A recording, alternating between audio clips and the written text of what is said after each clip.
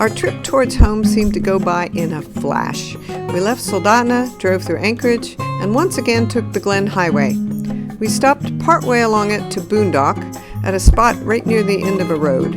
It was there that we experienced our most windy night ever, which was kind of exciting and kind of nerve-wracking.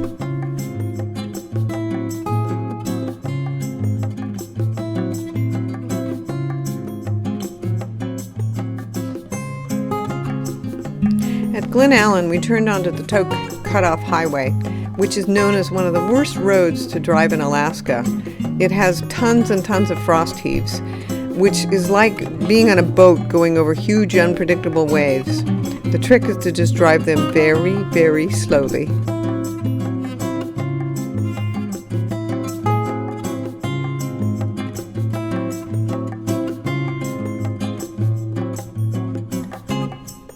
From the Eagle Creek State Recreation Area, we took a nice hike in the hills, and the next day headed back on the road and this time crossed back into Yukon. We stayed at Snag Junction Campground, where we experienced one of our most vicious rainstorms ever. George said it sounded like someone was throwing massive amounts of gravel on top of Tally. Happily, we had no leaks.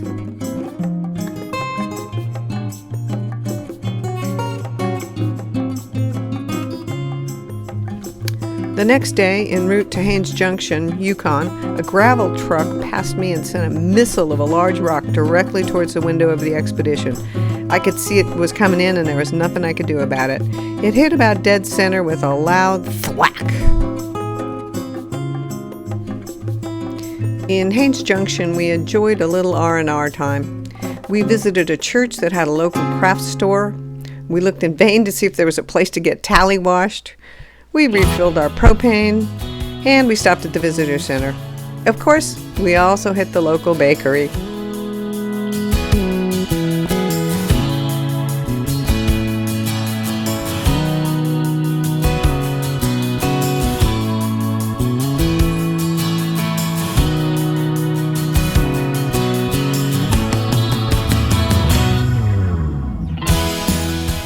On the recommendation of folks at the visitor center, we drove partway down the Haines Road.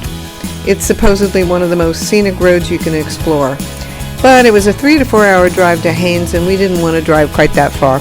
So we stopped partway along at Desadeish Lake and we got to experience a little of Kluane National Park via a lovely hike to St. Elias Lake.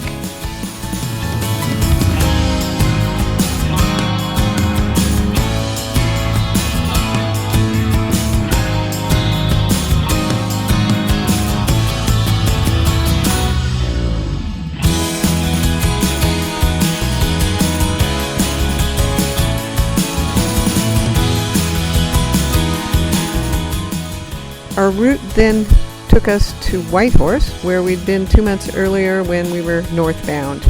We found a little RV park there that suited us and managed to get some clean clothes. Carcross is a charming old 1898 gold rush town, and it has a lot of First Nation culture there. The woman at the visitor center was responsible for our next detour. We ended up taking an 1.5 hour drive down the Klondike Road towards Skagway. She said the road is absolutely beautiful and not to be missed, and we were sure glad we listened. In 90 minutes you travel through Yukon, BC, and Alaska, and also beautiful forested lakes, then a rocky alpine area, and then finally down through a glacier-carved gorge.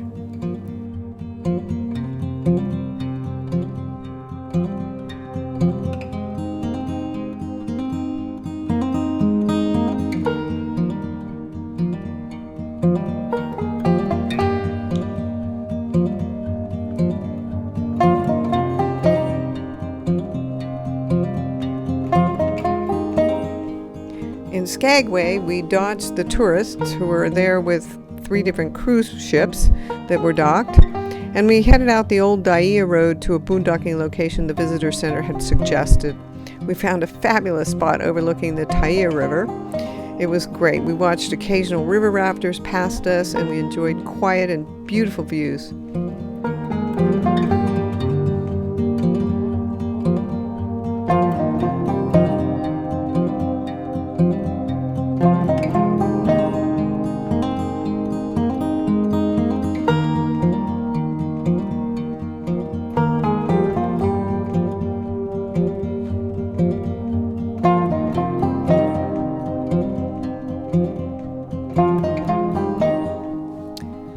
Continuing back towards the Alcan, we stopped at two really interesting places, the Carcross Desert and stunning Emerald Lake.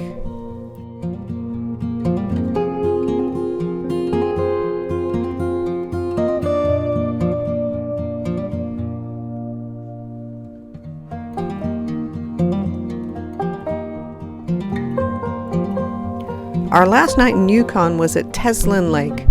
Once again, a campground near a lake provided some respite from the unusual heat wave we were experiencing.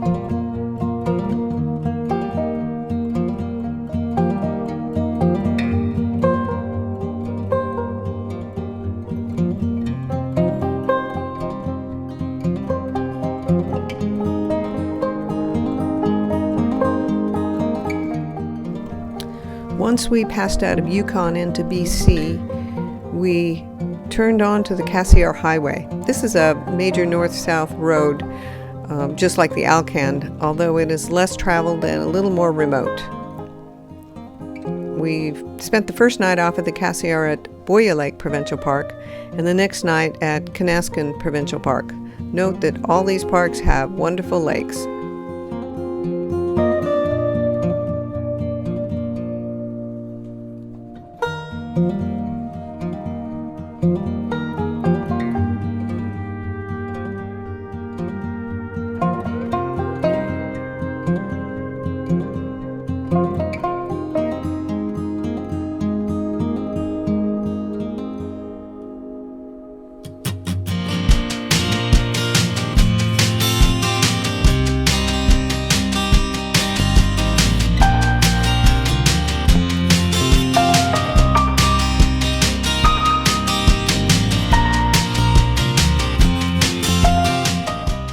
We continued down the Cassiar Highway and made a detour down Highway 37 towards Stewart and Hyder.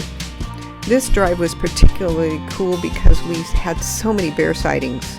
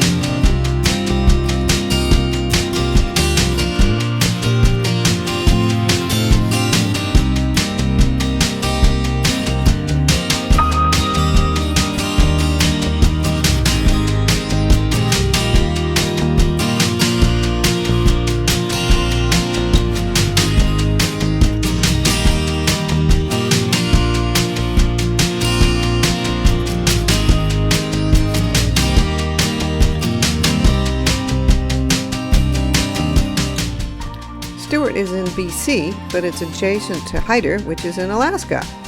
This is an area known as the poor man's bear watching spot. You don't need a float plane to get here. You can just basically get yourself up to Fish Creek.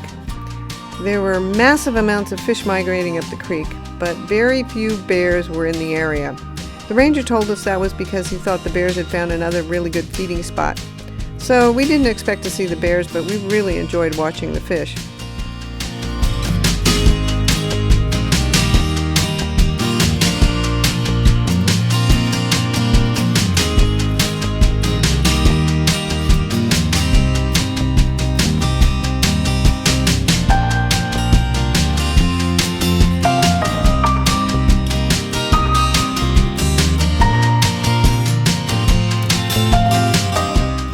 Suddenly, in the distance, in the mist up the creek, we all saw a black bear. It was a perfect ending to a great day.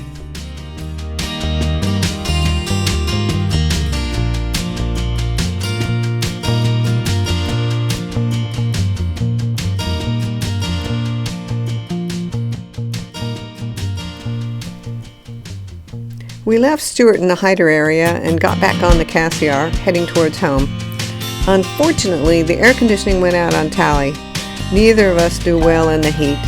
So we accelerated our trip home, spent more of our time driving, and we stopped at campgrounds along the way that all had lakes so we could cool down.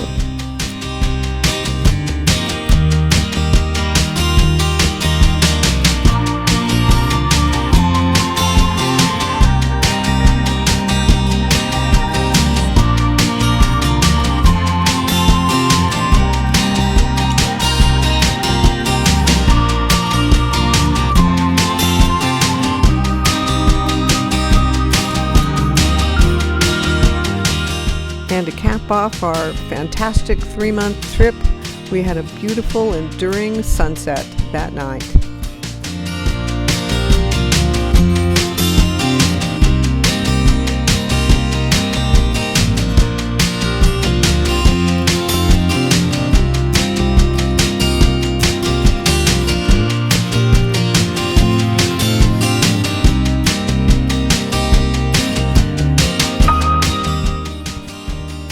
The last day of our trip was a really long one. We started off early, but 30 minutes into our drive, I hit a deer. It broke my heart that he was killed, but there was no way I could have avoided him. There was also damage to the car, but luckily we were able to continue. Our day was further lengthened by coming across really awful traffic in and around Kelowna, and then we chose a route that took us over a really windy mountain pass. We were also delayed at the border crossing, and then by road construction once we were in Washington.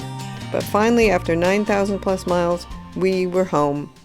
One, two, 3, go!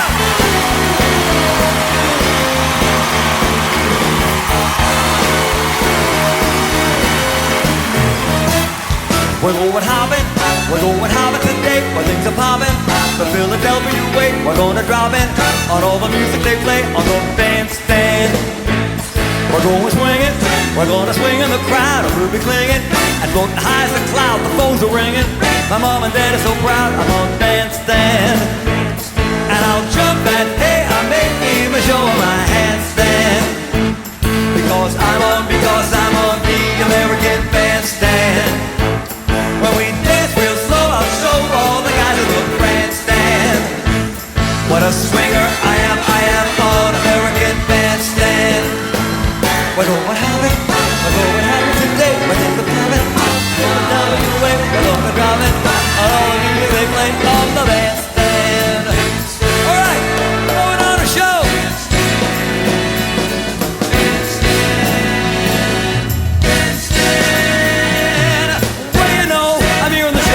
Ready to go, what a pro.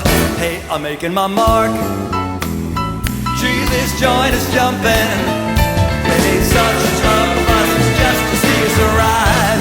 Ooh, hey, it's Mr. Dick Clark. What a place you've got here, swell spot. The music's hot here, best of the East. Give it at least 75.